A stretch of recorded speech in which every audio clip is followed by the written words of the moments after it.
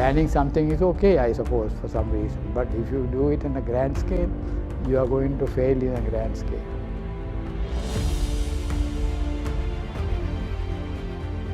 We know where it's going to end. We have to address the problem domestically. If you don't increase productivity, you can't sustain. Bite the bullet and make the changes that need to be changed.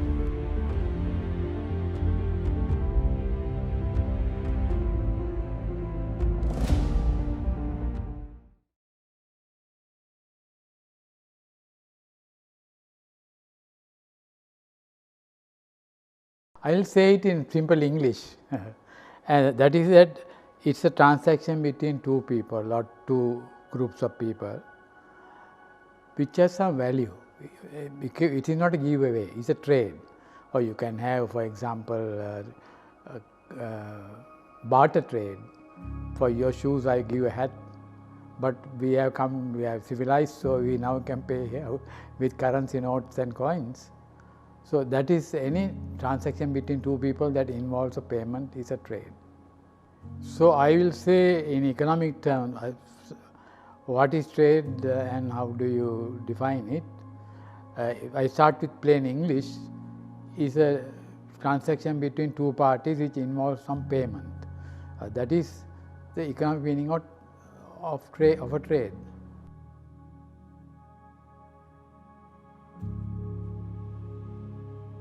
You have barter trade where there is no money involved.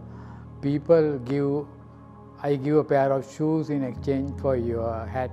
Unfortunately, barter trades are highly limited. I have to find a person who wants a pair of shoes, who is going to selling the shoes and want to buy a hat. But this is called double coincidence of want. That is why people adopted money and currency notes and coins, because you don't have to go looking around the neighborhood to find out who wants to buy your shoes and prepared to sell his hat or her hat.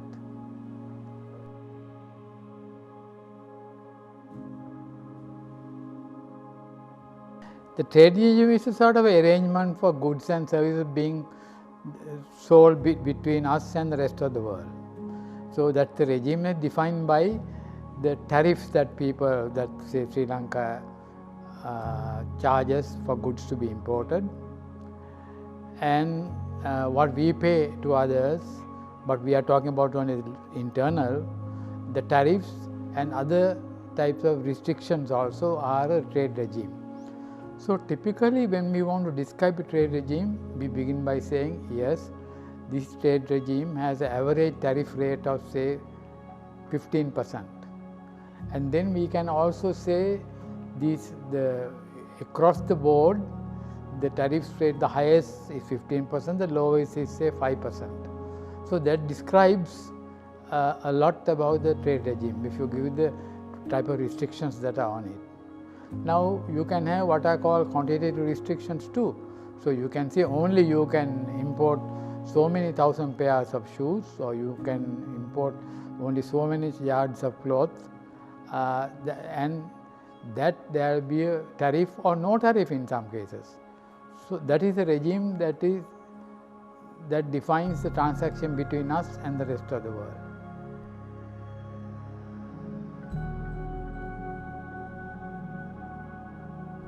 So how does the economy become more productive and efficient through trade reforms? Well, first of all, it gives you a state of competition. So now you cannot be monopolizing this market. You will have to accommodate goods and services that are entering here through as imports. So that means we are forced to become competitive if you want to operate in that market. So it is competition that makes us efficient. So if we were producing some goods say at say X rupees per yard or per pound, now we will try to produce it for X minus say 10%, X minus 5% to be able to compete with the import. So it sort of I don't use the word forces, it compels you to become efficient or lose the market. So, in a way, trade, you will see that all the countries that became efficient in the world and were very successful when they started trading with the rest of the world. Otherwise, they have very limited competition. Somebody can monopolize. In small country like ours, we have no chance to be competitive and to be efficient if we are not competitive, because we can't have the scale to generate that type of competition. So, it is a very important thing. It is no accident that the countries that are doing very well in the world are mostly open trade system. I mean, we can talk about Soviet Union, which limited trade for all its satellites also. Nobody within the satellite of the Soviet Union could trade with the rest of the world without permission from Moscow. We do not have such a system, and they realized that is why they fell after 70 years. The economy could not stand the type of rules that they had introduced, and so trade is a very good thing, and it's something, free trade is a very good thing. Now, there are, for instance, we will not allow drugs to come in, we will not allow harmful things to be imported, we won't allow armaments to come in. Subject to those limitations, it increases the choice for us. So, if you go to Vietnam today, if you want to buy a shirt, 5 people will come after you and say, sir, buy mine, it's really cotton, so the color, it's very, so the customer gets the best deal. And same thing for the producer also. He can see when he compete, what should he do to improve his production in terms of quality in order to be able to compete with a foreign import. And Vietnam, a country that I know quite well, went from that type of a trade control to a free, very free. I used to tell them, teach there, and I used to say, you are a capitalist country, you are very free than some capitalist countries that I know. And so, they are doing very well, they are growing at 8-9%. That is no accident that this happened at the same time. You want me to give a little historical account of who are the people who introduced these ideas of trade that we are now using today. Actually, what we are using today is called the law of comparative advantage. It simply says that if a country has what is called absolute advantage, produce every good cheaper than everybody else in the world, it will still do better by trading with somebody. It is a very interesting non-intuitive understanding. So, the famous Nobel Prize winner, the best economist of this our generation, not our, maybe 3 generations, is Paul Samuelson. He was a professor at MIT, the leading science university in the world. One of the physicists want to irk him and ask, is there anything in economics that is non-intuitive and very powerful to explain the world? He did not take a bat an eyelid. He said, yes, it is called comparative advantage, and said just what I said. You can produce everything at low cost, still you do better by trading with somebody at least one of the goods. I mean, that applies outside the normal usage of trade. Supposing you are a lawyer, Dhannath, you are making 500 rupees an hour, and if you have to type your own briefs, you won't be as efficient as a secretary. So, you can hire a secretary, pay her 250, half your thing, instead of trying to do everything by yourself. That is exactly what countries are doing. They are following their comparative advantage. So, that is the reason. Yeah. Can I give you some names and I produce? I want to mention how the idea came, also very amusing, interesting. The idea of absolute advantage was developed by Scottish economists. Most of them turned out to be Scottish, on absolute advantage, Adam Smith. Actually, the father of economics in a way, Adam Smith. He wrote a book called Wealth of Nations. This is a long title, but I give a brief, around 1776. And then the theory we are now using, comparative advantage, was invented by a person who was not an economist. He was a stock market trader called David Ricardo, 1817, I believe. Yeah. What happened was he was going on holiday to Brighton, and he was a scholar, learning want to understand these things. Ran into a bookstore in London and found this book by Adam Smith called Wealth of Nations, bought it, took it to the beach and read it, and he was so convinced about the book and what it said. He came back and resigned his job and became an economist. And the world has never been the same after what he discovered, law of comparative advantage.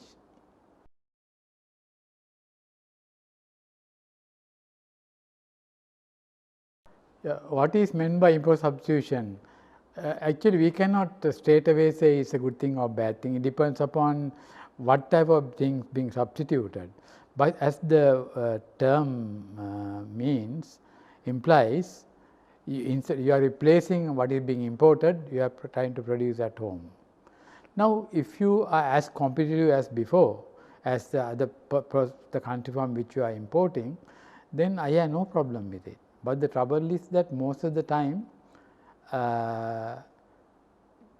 when you substitute imports, you are actually limiting competition in that area. So, you are immediately prices go up because you might not be as efficient as the good that you are consuming from imports. So, immediately prices go up. Then the power to compete in the system is reduced.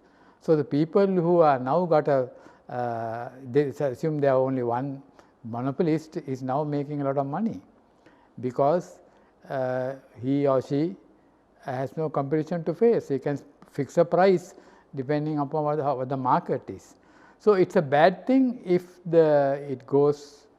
prices go up and costs go up, then the welfare of the consumer goes down, and the incentive for the producer to become more efficient is also removed from the scene.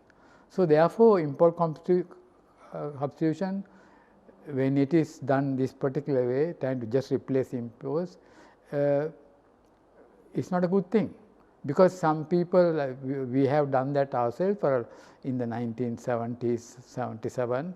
We thought we could produce, it was at that time not only our problem, many economists who were not in the mainstream were arguing that you can do what is called import substitution based industrialization, ISI. It was not a great success, to put it mildly. So, countries like Tanzania wanted to produce shoes, say, why are we importing, we can only do it by ourselves, started producing imports. Actually, nobody wanted to buy those shoes because so low quality. So, the World Bank gave a loan and they couldn't recover it, because they set up a factory to produce, they thought was at least equal to the increase in population every year, and had failed. It went bankrupt. So, but it won't go bankrupt if the government intervene and say, no, don't worry, you make losses, but we will make good the loss. That we have done in our country with the state-owned enterprises. We started producing things that we had no business to in terms of competitive advantage. In other words, our competitive advantage is not in that. For example, I am talking about steel corporation. Now, you don't have to produce good to be efficient. Israel produces tires for the biggest planes in the world. It doesn't produce rubber, it doesn't produce steel, it only has technology and know-how, and they produce shoes for the tires for the biggest planes in the world today, and very successful. So, they have a competitive advantage in tire production because of the know-how they have in order to be able to do it.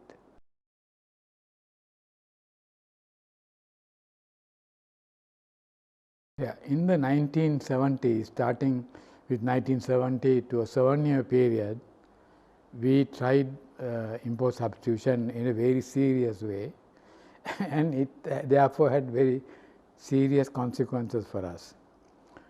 First of all, it was the notion at that time that we could develop, industrialize this country with what is called import substitution based industrialization.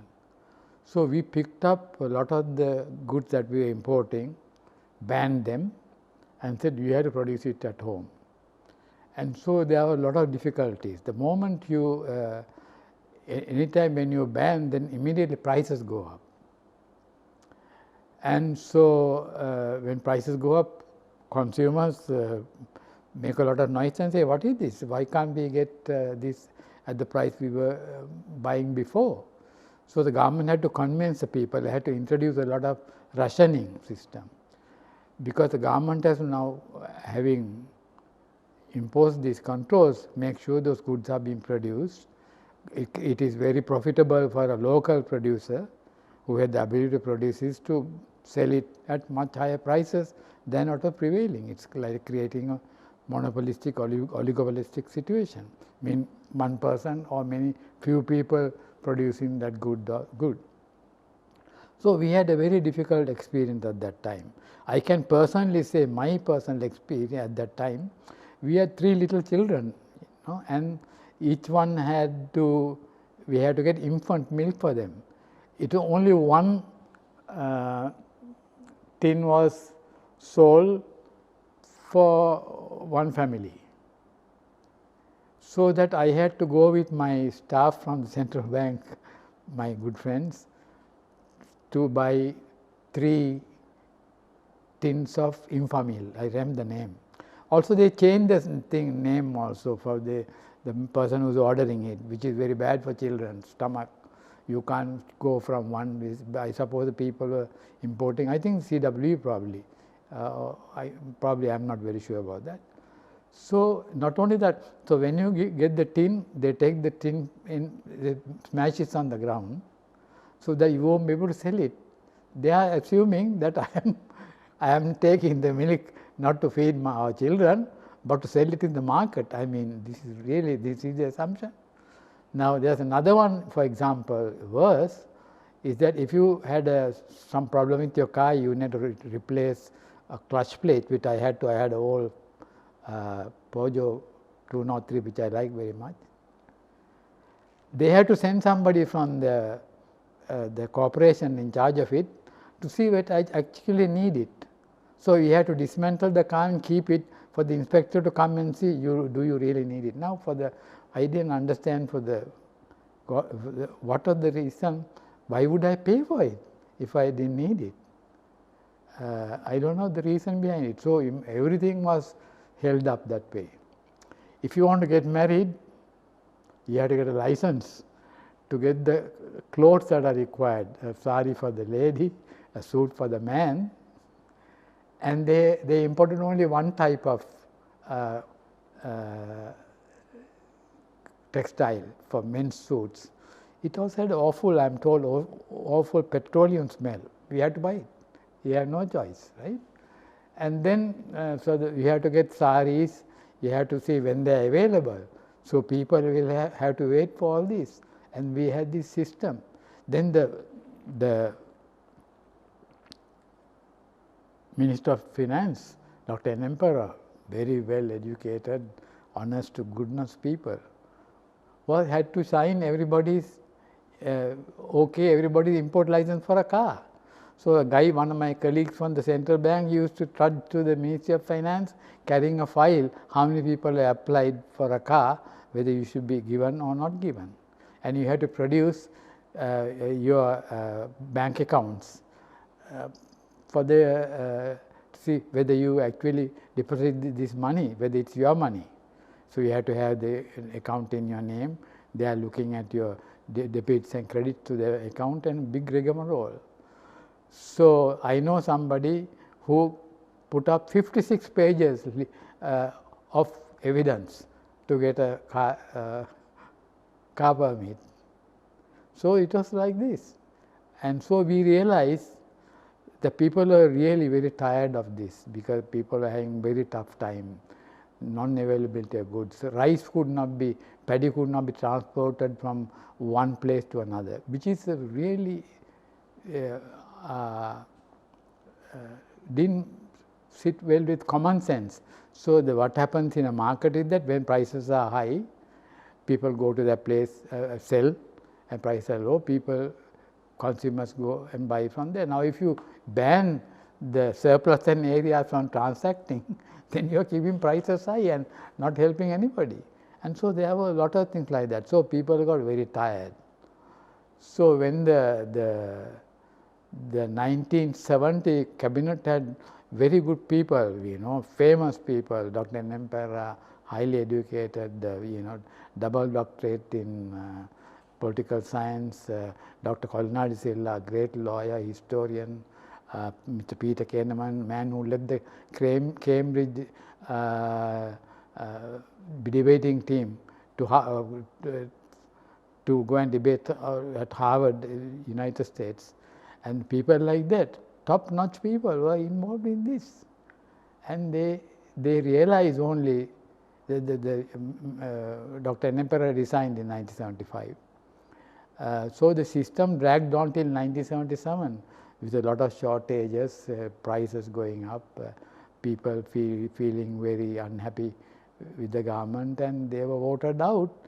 The SLFP that led the coalition at that time got only 8 seats out of some 225, if I remember correctly. I know the number of seats is correct, but I'm not sure about the number of seats in parliament at that time, total number of seats. So it was by all measure a failure. Now, why would we think that it will work now? I mean, we have had that, we have seen that movie. Why are we doing it again, if we are going to do it? Banning something is okay, I suppose, for some reason, but if you do it in a grand scale, you are going to fail in a grand scale.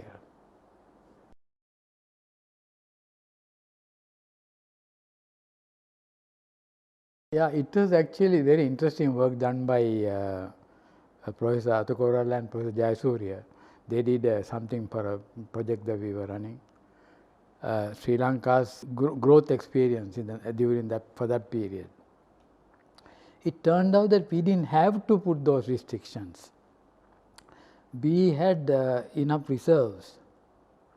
So when Dr. Nempera finished his term, when he resigned, there were enough reserves. So we were unnecessarily restricting economic activity to build up reserve cover. For what purpose? So you don't see the success of a program by saying we have increased accumulated reserves. Reserves are to be used for the benefit of the people. So in the books that actually one of the best books written on Sri Lanka on macroeconomics, they pointed out there was unnecessary crunching of the economy, and people paid for it in terms of low salaries, low income. There were also income ceiling. Your income could not be over 2,000 rupees a month. Okay? Over 2,000 rupees, it was taxed 100%. So if you had 2,001, the 1 rupee was taken, right? So what happened then? What happened then? All the people who are earning money in the private sector, of course, public sector would not pay that amount of money, maybe probably only for the ministers. They got a lot of concessions, saying you can get a house in Norelia and pay 1 rupee for the whole month. So they rewarded their people. This is since the income ceiling, they reward their people by giving their thing. Or they will say, oh, we buy you petrol for the month. So they knew they couldn't keep good managers working at those rates. So it was in that say also it was a try to control those things was also a failure, I have to say.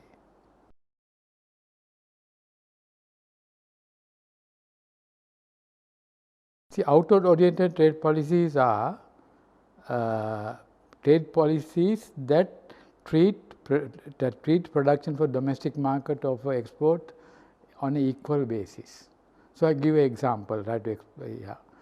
That is that if you have to use, say, X number of resources to produce an export, and if you use the same amount of resources to produce the import, then you are in an outward oriented policy framework. You don't discriminate between producing for the domestic market or producing for the export market. So, how things get allocated well is that when this balance is there in the system. So, let us assume this way. So, supposing we want to produce some good and earn say $10 with it using domestic resources like labor and capital. And on the other hand, if there is we are therefore earning $10 by using this amount of resources for ourselves, for our country. Now, we can save also by import substitution similar to that amount. So, we are neutral between the two. So, when we say outward oriented, originally people misunderstood it or misrepresented it, calling you promote exports, there you promote imports. No, it giving equal status to both. Now, we know as economists that in order for something to be increased in production, the output, you have to give them incentives, prices that they can say make a profit. So, also, so when you have a neutral policy, then people, your entrepreneurs invest in those areas that give them the best return. So, it could be in exports, they are near neutral, it could be in exports production or import substitution. So, that way you can have both efficient import substitution, efficient export production, that worked. So, when we look at the in the 1970s, when we look at the countries that were East Asian countries, they said that is because the government selected. No, that is wrong, that is not the case.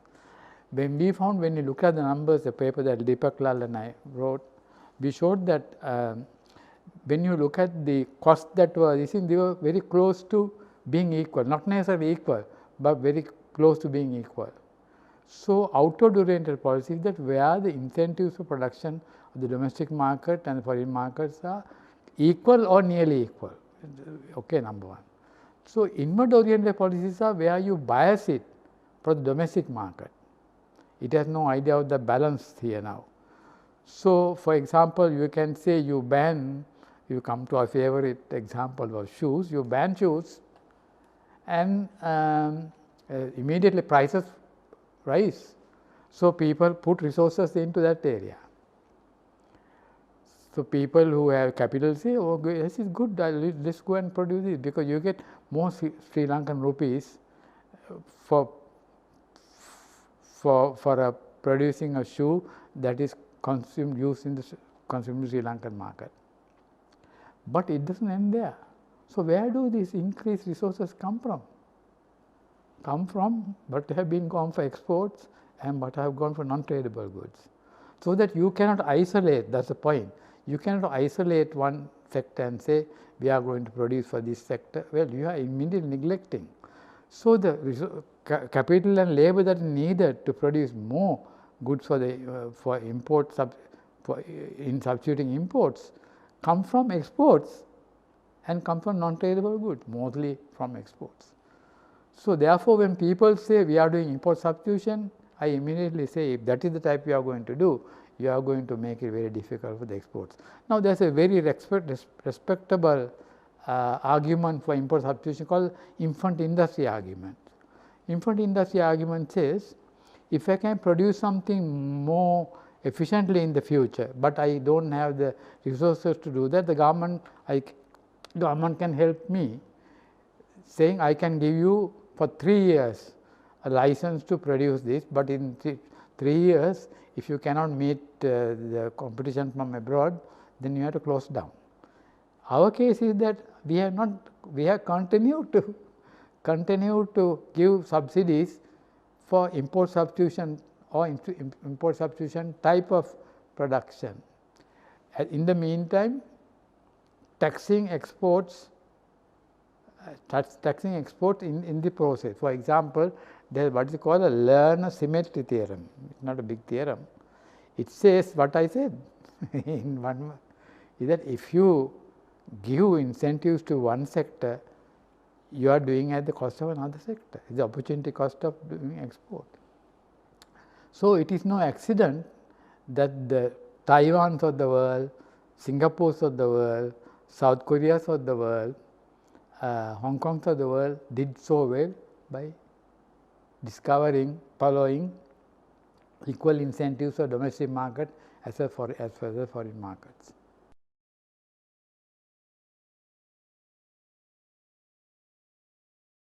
I think that trade reform have a very important place in that. It is no accident most of the countries that have grown very fast and become more efficient started with the trade reform, because they are in a way relatively easy to do compared to other reforms, and also more able to bring out results better than doing it in a different way by taxing and subsidizing sector by sector. This is across the board. Right? So, what we want to do basically is to go from a inward oriented trade regime to an outward oriented trade regime, which is another way of saying, we shorthand, we say we want to liberalize this economy. Now, when I use the word liberalize, people sometimes may wonder, what is this? I am going to import everything that is there. I mean, what is this? You can't run a country like that. No, the word liberalization here has a very specific meaning. The meaning is that allowing prices to allocate resources, not some czar or somebody sitting in the 10th floor of some building and telling what you should be importing, what should be exporting. That has failed. I mean, if anybody is having dreams about that, you can look at what has happened to Vietnams of the world, mainland China, Soviet Union, that has failed. So, now we have to allow the market to have some say. Not everything should be done in the market, but most of it turns out. There are certain things like what are called public goods had to be produced by the government with support from the government, because it will be underproduced and you will be worse off without those public goods, like fresh air, security, justice. These have to be provided by the government. You can't privatize security, so you have to do it to public policy. So, what is remaining in terms of goods and services that people consume every day could be liberalized, meaning allowing them to be produced as the markets dictate it, based on prices, in other words. So, prices are very important things for conveying that information that somebody is prepared to pay so much for such a thing is important knowledge, very important information that we need to have. So, if you go, then you will begin by reducing the tariff rate. Our tariff rate, when in 1977 we put it down to 11%, it has remained there, but we have put tariffs on top of that, various types, mainly during the war, in order to finance the war. We have to understand that. But now the war has been over for what 11 years, right? We are still having the tariff that we used in order to finance the war for peacetime. That is number one. Number two, and we did not talk about this a little bit, but very equally important, reduce the variance. The highest tariffs and lowest tariffs, they should be close together rather than having very wide variance, because when there are wide variance, there are opportunities for misallocation of goods. So, what is being produced is not what is now comparative advantage, what the prices are indicating, artificially created prices to tariffs. So, therefore, we by doing this, by liberalizing, allowing prices to allocate resources, we are promoting competition right there. So, the firms that are good at innovating, good at raising quality do well in that system.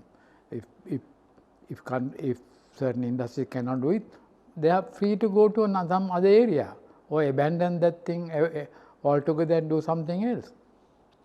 So, it turns out that this type of liberalization, allowing prices to allocate resources, is superior to having a command economy where few people are manipulating and selling, you could produce this, you could not produce this, that type of direction. So, I think it is not very difficult to, I have watched many countries doing it. We did it in 1977. There are many countries followed. Actually, the world went much more liberal towards getting rid of controls in the 70s, 80s and 90s. Actually, most of the countries like China had a tremendously controlled system. Now, it is very, China has a more free economy than us. India, in 1991, India got into tremendous difficulties with its balance of payments, I think. So, India went and grew by 7 and 8%, nobody would have believed they would have done it. Then there are the Vietnam, they are going by 10, 11%. There are the Cambodias, there are all these countries are doing very well. And so, it is, we can be neutral towards export promotion and import substitution. I also want to say, by creating institutions, we are not doing it. We have to have the incentives to get people to establish those industries or expand what are already there. Just because we have an institution won't do it. It must be able to argue for liberal, I think they is already doing it as I heard, for relaxing some of the controls. For example, in 2010, I was an advisor to the Center for International Trade, did a survey of Sri Lanka with all 500 firms, various sizes, like medium type firms, and the answers were 70% of the respondents said their problems are not outside, not at the border or outside, but inside the country, getting licenses when they use something in wood, getting from archaeological commissioners, various, so many licenses that can be put in one place. So, they had to go from one place to another, and export ventures are have to be very competitive, because the rest of the world is moving very fast. And we have great opportunities now because of what I call fragmentization of production that Professor Rajapatirana is a world authority on it now, talking about global production networks. We can participate in it now, which we didn't have the opportunities earlier. For that, we have to have efficient ports, we have to reduce the so-called illegal payments, we have to have water and all the things that are now monopolized in our country, given them the chance to, in order to provide these facilities, which are already happening in the sort of free trade areas. We can do with more free trade areas also to get those regions going.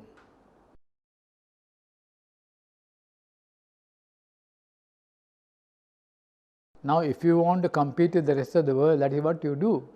You have to now compete. You cannot just be selling your stuff just because you have a barrier at good prices. No, now you have to earn your keep by improving your production. Where you use 10 people to produce something, try to do it with 5 people, try to educate your workforce, try to learn new technologies. FDI is very important here. All the countries that they have liberalized have benefited from foreign direct investment. So, foreign direct investment is a good deal. We are only 1 to 2% of our GDP foreign direct investment, where countries like Vietnam is 10-12%, and the biggest foreign direct investment country in the world is China, believe it or not. Everybody is producing everything there, and that is because they have very good workforce, well educated, well disciplined, and they are producing. All the American, most of the firms that are there are owned by Americans, most of them, and under license, and you can produce a guy like Jack Ma, who is a world leader, who can give a run for the money to Amazon, I think already. So, the opportunity are there. It all became after they liberalized China, not before.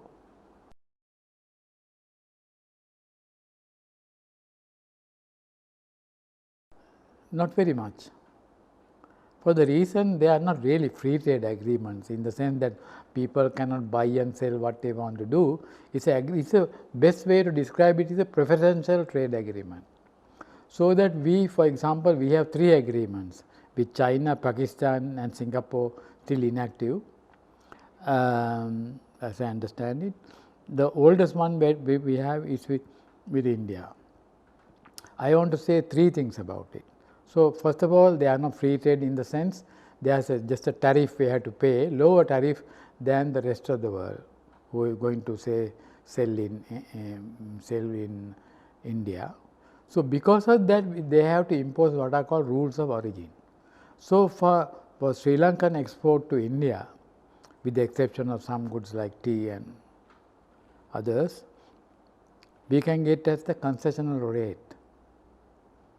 But the thing that we produce here, 35%, up to 35% must be produced in Sri Lanka, domestic value added. So, a country like Vietnam, for example, cannot export to Sri Lanka and get it re-exported, because then they know that it is value addition is less than 35%. So, they will not allow it. So, third point is that there are a lot of procedures to follow in order to qualify for it, more licenses.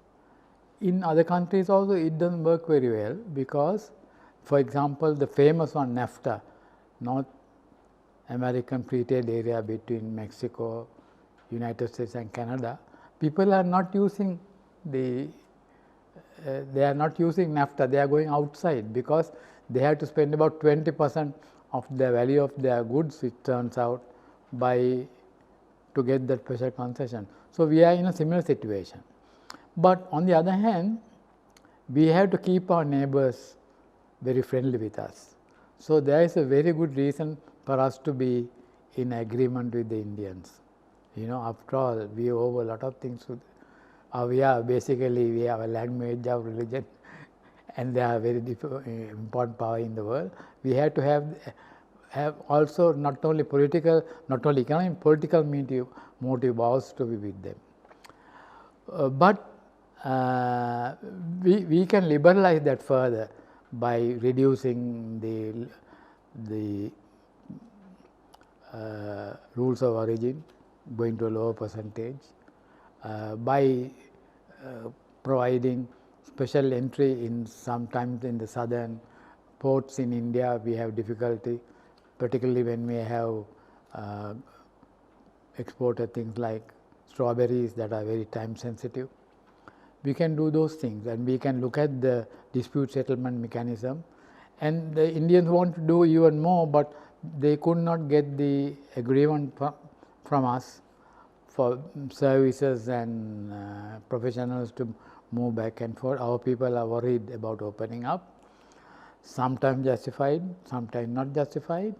For example, Singapore agreement was opposed by people, the doctors, thinking that Singaporean doctor will come and practice here. Well, we had to pay him 5 times what we for domestic doctor. If we get a Singaporean doctor to come back here, instead our ministers go there to get better attention from the Singaporean hospitals. So I think that if you can expand, so there is a very successful free trade agreement, not a free trade agreement in the world, that is in the ASEAN.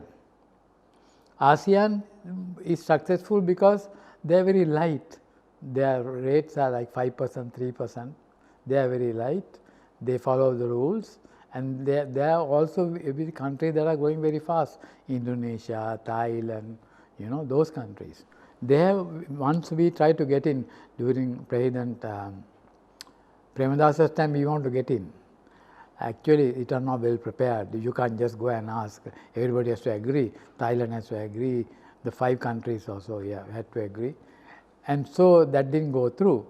I would not put all my eggs in that basket. I would say, let us do a unilateral liberalization as we did in 1977. We learned from that lesson. We didn't allow it to work through. Now some people will say it didn't work through. Yes, this is true. But after a while, from 1977 to about 1995, we did very well. High growth rate, increase in efficiency, all those things we had because of the thing. What happened was that while we were doing this, we didn't look after our macroeconomics very well. So the exchange rate got appreciated. Our goods became more expensive. Imports become less expensive in Sri Lanka, and so we had to abandon it, the liberalization. And of course, then ideologies change. There's a new ideology came in 95. I have seen some people equating the liberalization is worse than the war against LTTE. I mean, I have seen that. I can quote from 2017 budget speech that was said. I suppose even now they are saying that, but it is nothing like that. We can have a good team of people looking at it.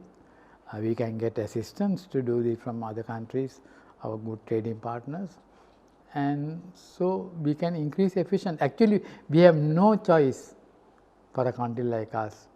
We cannot go forward if we don't increase our productivity. That's the biggest secret of our not doing well. Our productivity has remained stuck in one place for nearly 30 years. So we have to increase productivity, and that you did by liberalizing your trade regime, making it easy for people to invest, inviting foreign direct investment and doing those things.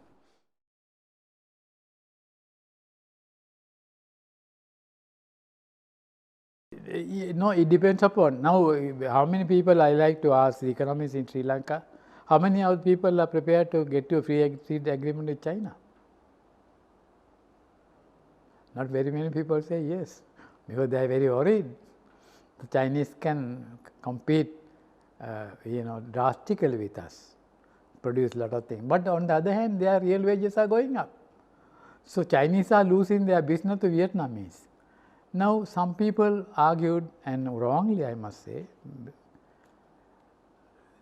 they look at the more trade agreement you sign, the better. No, not at all. It depends on it suits us.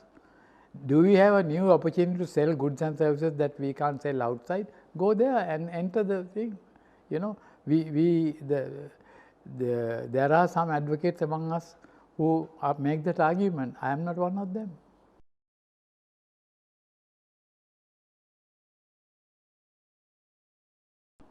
So macroeconomic policies meaning policies conducted by the central bank, monetary policy, policies conducted by the Ministry of Finance, fiscal side, has a lot to say, because they determine the nominal prices in the country, right, as well as the real prices, but also the exchange rate therefore. So, if you have a appreciation of the exchange rate, that's it's overvalued, then exporters get fewer amount of rupees for the dollar. On the other hand, if it is undervalued, it goes the other way. So, they have to keep on an even keel. So, while we are liberalizing the economy, we particularly have to have prices not going up fast. We need to have current account deficit that is sustainable. If you don't have them, then it will undercut the liberalization that you are trying. Now, in the 1977 liberalization which we did was a great success. We did it second country in the world, developing country in the world to do it after Chile. Chile did in 1974, we did in 1977. Pretty soon, we also at the same time undertook a huge public investment program associated with Mahavali and housing. So, it built up demand in the economy and created problems for the liberalization. So, while you have done a good job of liberalizing the economy, you have not done a good job of the macroeconomics of the country. So, inflation started going, if I remember right, went to 26% inflation. So, the last sentence of a book that Deepak Lal and I wrote says, when our liberalization experiment fails, it didn't fail because of trade, but bad macroeconomics. So, what happened? Macroeconomics went haywire with the huge public expenditures associated with Mahavali. Now, what is the relationship to regulation? Actually, so trade only directly affects tradable goods, exports and exportables, imports and importables. When I say exports and exportable, it's the exports plus the possible exportables and similar parallel for the importables. So, trade and the prices affect our tradable goods, goods that we buy and sell with the rest of the world. But there is another class of goods that are non-tradable, that are mostly services, electricity, those. If those prices go out of control, similarly we have a problem like that. So, we had to be, while we are liberalizing the economy or reforming the economy to go to a price oriented system, then we must take care of that we do not allow inflation to go up. We do not allow our current account deficit to go haywire. And today we have even more difficult problem because we have huge debt to be repaid. Now, we did not have that problem in 1977. So, what is the story? That we have to be extra careful about how to manage the economy during this time while we are undertaking these incentive reforms.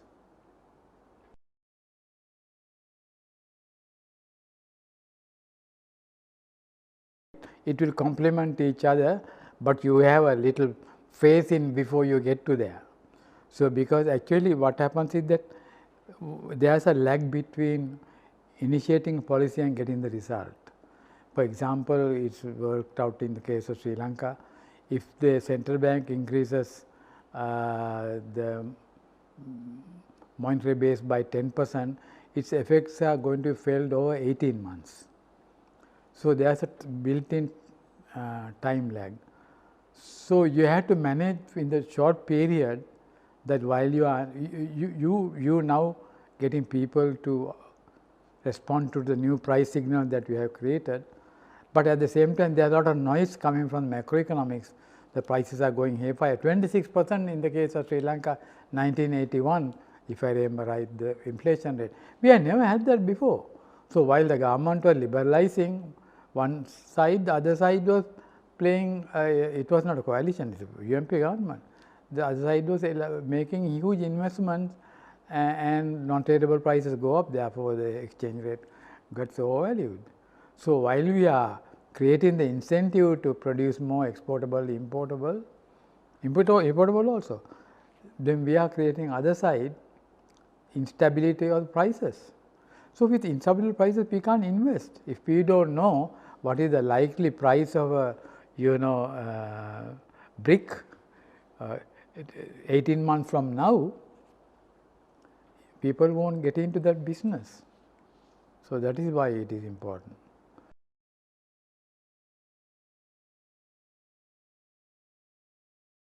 I will say what the Australian Productive Commission does. It was earlier called the Australian Industrial Commission, but the Australians, being very smart people, realized they should not confine them to industry. Australia is one of the most successful agricultural countries in the world, right. So, they call it the Productivity Commission, which is a nice word. So, this is what the Productivity Commission does. Productivity Commission stands in judgment between people who want to increase tariffs and people who are going to be adversely affected by it. It tries to balance the argument for a tariff increase, for example. Consumers have to pay higher prices. So, they should be represented. So, the Australian Commission does is that it has very well trained people, staff, and they invite the leading economists of Australia that time, to recently about 3 years ago, Mr. Banks came. He was one of the chairman of the Productivity Commission, and before that even one of his teachers was the Professor Richard Snape was the chairman. So they look at the proposition. So if somebody wants to get help from the government by say putting a new tariff to help them, they had to go public. The decision made in front of everybody, and he reported in the newspaper next day or a couple of days later. This request was made, and actually they had to put advertisement saying we are asking to increase the price of bricks by 20% starting 6 months from now. So we have a debate then in that group. It publicly is what is called subject to sunlight. Both sides make arguments, and then the commission staff says, yeah, this argument is wrong, you can't, we are not prepared to give you this thing, or somebody else says, no, you can get the same thing done, go through that another way. So it's more like we were going to, the last government, I shouldn't say we, I have a public official, was going to create that type of arrangement. This is very important for non-tradable goods, because tradable goods are taken care of by competition from the rest of the world. For non-tradable goods, there is no such competition. So you need an authority to look into it. The authority must be independent of the government, must be well trained people, and they should be taken very seriously by the cabinet and others. And that is exactly what they have. And they have done it very well over the last maybe 30 years, Productivity Commission.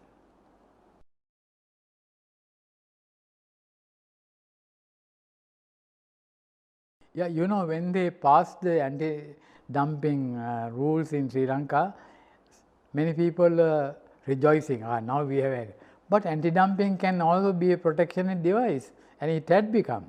So when the country liberalized, they led to reduction in prices, they went on anti-dumping. So we have shown that there is a really a sequence. You liberalize the economy, then anti-dumping people get there, and introduce anti-dumping rules, anti-dumping procedures. So it is very unfair in this sense, that is, the anti-dumping estimate is done by the country that is complaining against it. It's like saying the accused is coming to come and say, arguing that case. So, I mean, there is a genuine case for anti-dumping if it were proved. So, if a country in a third market is selling at a lower cost than in your market, and also if worse, their own cost of production is lower than what they are selling, you think, then they are dumping. Now, why would they do it? Because by doing it, they might eliminate a production facility here, and then everybody is bankrupt and gone home, they will come and introduce it, catch up with all the profit they have foregone by doing at a lower price. They can look at the over time, the time cost of money, and make that calculation saying, okay, we will be able to sell it 10% less for the 3 years while we get this guys bankrupt, then we come back and double the prices, that can happen. But governments went out of the way to use anti-dumping as a protective device. So, I am not for it. The second one is a countervailing duty. Now, some people give duty, impose duties for our from our exports, and we can do a countervailing duty from their export to us, and that is within the law. It is called exception protection. And the third one, I don't think we have done it, but I think we are now working with anti-dumping. I am not very sure about it. And in the safeguards is that if we have a surge in imports that we can't handle, then we can inform the WTO and say we are asking the people to slow down this thing. Otherwise, we will have to you are invoking safeguards and telling them we can't allow you to be exporting such a volume, we can't handle it in our system, imports to us. So, those are good points and bad points, depending on how you use it.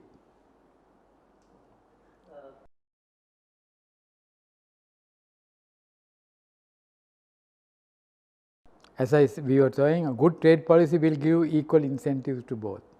for import substitution as well as export promotion. And we have to operate within system of rules in the World Trade Organization. We cannot subsidize, for example, for export promotion, we cannot subsidize export directly. But some people have argued in the past and failed, that is saying if they can't get credit for something, they say we are going to,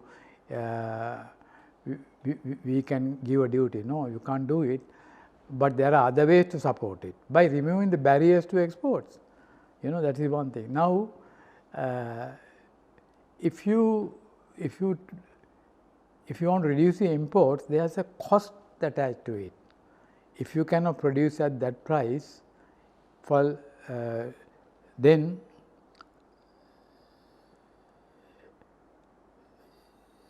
you are asking for help from the government, saying, but there could be infant industry argument. You are saying we can reduce these costs in the future, but if they are not able to do it, they give them some time. Then you have to close it down and say, sorry, sundown clause. If, for example, we have discussed this earlier in our particularly with the Productivity Commission, they constitute a committee and saying, could we give them infant industry ground? This is a good grounds. Are there any prospect that they will be able to recover this in the future? That's an essential thing we have to do. They can go through this thing and look at the numbers and see it. So there is nothing wrong in trying to make that argument if it's a genuine infant. But the trouble is that those infants end up in a geriatric ward at the end of the day, because the government continue to support them, because they will come and say, oh, we can't do this because you lose employment, 10,000 people are going to lose their jobs if you withdraw this support. That is what they are arguing in, for example, on state-owned enterprises in Sri Lanka. You know, so it is a false argument to say you can save money by increasing import substitution. At what cost? So just because we have been importing and you suddenly stopped it, your prices, domestic prices have to go up. And then it's first of all, there's a adverse effect on the consumer. Consumer has to pay more. Then there's adverse effect on the production side, because there the competition is not now removed, so they can charge you higher prices. So both ways is not going to help. Macroeconomically, it won't help at all. So if you have proper exchange rates, a competitive exchange rate, then you won't come to a situation where, like the one you said, you can stop all imports. No, it depends upon the exchange rate. So exchange rate management is also very important, which is a macroeconomic part of the situation. This is part of the program that Advocata Institute is running on what are called master classes. This is the second master class that we have done, and we expect to do another master class on industrial policy in January. In the meantime, we want to thank you very much for participating in these discussions. I like to share my little knowledge I have with all of you on issues of important economic issues of the day.